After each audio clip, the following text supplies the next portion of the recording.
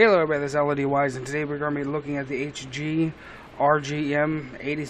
GM3. That's nice. That's kind of a mouthful actually, but this thing is pretty damn cool. The manuals are normal, some colorful stuff, but most of it, of course, is all black and white. Yeah, it's not bad.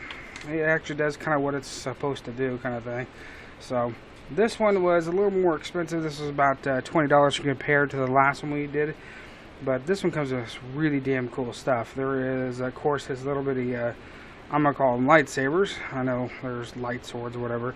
But what's really cool was that you can actually, when you get them out of hand, you can take the blades off.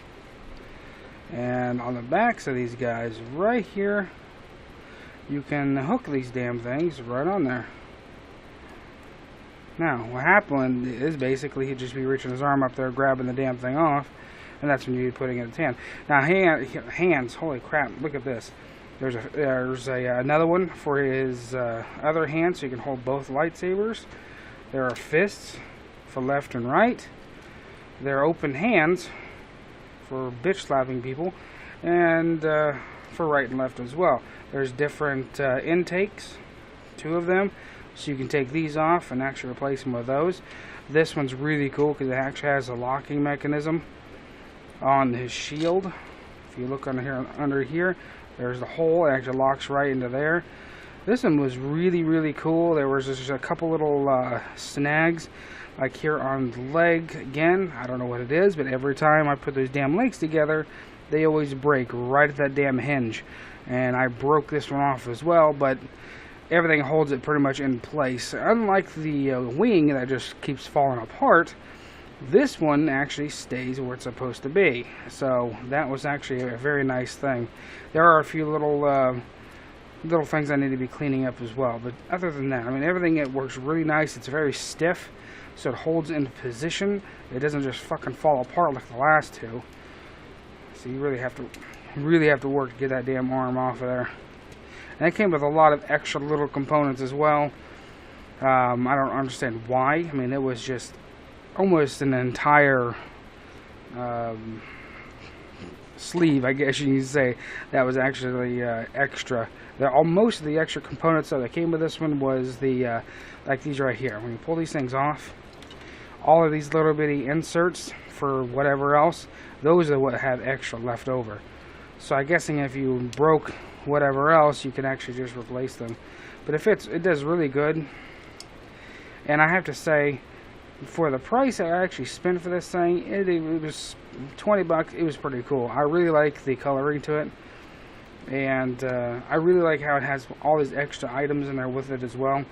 I was kind of surprised with all of the hand gestures, but that's pretty damn cool. See, because you can actually hold, and actually, oh, that's right, okay. There is only one hand that can hold a machine gun, though. Now this one is a little different because you actually had to put the hand together on the gun itself. So that never comes off. So, and it's going to be his left arm all the time. That's just the way the hand looks. I mean, I guess theoretically you can stick it on the other side, just look really fucking stupid. But I just didn't like that. I don't like having to actually put the hand together around the weapon. That way now this weapon is stuck with him only, kind of thing. I mean, yes, I could take it apart and go put it on somebody else, but it's kind of a pain just getting this damn thing together in the first place. So once it's together kind of thing, unless you fuck it up like I just did. But that's the only thing I didn't like. The gun's okay. I mean, we got the whole thing of here that moves back and forth, but whoop-de-doo. You have here the side pieces. Those are pretty cool too when you stuck them together. They actually kind of cover up some of its extra joints inside there. It's pretty neat. So it actually kind of covers a few things up.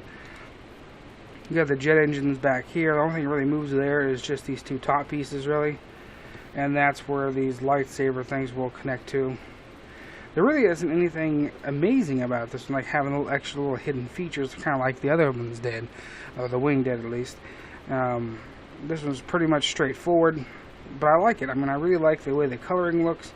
I like how easily pieces can be moved, but yet they don't fall apart like the wing. And it's about the same price, honestly, because you can actually move this thing up too. So, it goes up and down. So you can actually, if you wanted to do some type of an animation or whatever else, you could actually get it to do the when you're actually moving the feet, you can actually start doing animating the feet a little bit better than the others, I think, just because there's more moving parts here. It would look quite a bit more fluent. But other than that, it's definitely worth a buy. It was a lot of fun to put together.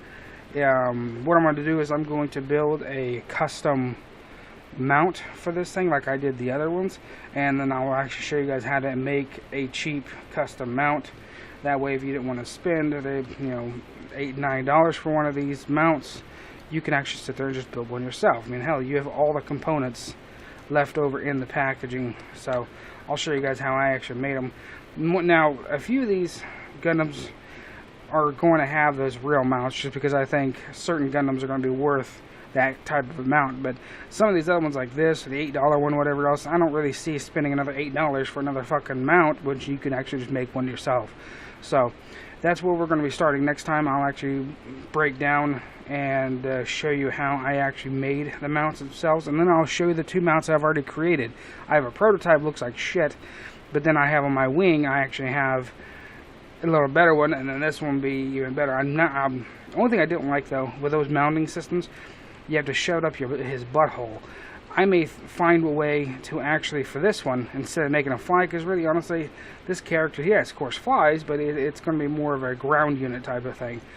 So what I'm doing is building the mount so it'd be like his legs or something, like moving, like, where he could be walking, but yet the mount's going to hold him in place so he can't accidentally fall down. So that would be my thing I'm going to try with this one. If I can't get that to work, then I'll just build the normal mount that goes up his butthole. Because the mount I'm thinking about doing is actually just would be clamping onto his feet, and then maybe if I really seriously have to, for stability reasons, send a rod into his butt to hold him, hold him there, kind of thing. I kind of wouldn't mind having multiple of these to kind of have them set up as if they were advancing or attacking something. That would be pretty damn cool. So we'll see, but definitely, if you can, go get this one. Why not? And it gets pretty damn nice, especially for the price. And we have a couple more here. I think the next one is just actually bigger than this one. This one was only sitting at 126 pieces, so it went together in about, I think it was about an hour and 10 minutes, something like that. So very simple, very easy to build. So, but if you guys like this, hit the like button, hit the subscribe button, and leave your comments. I definitely read them, and I'll catch you guys next time.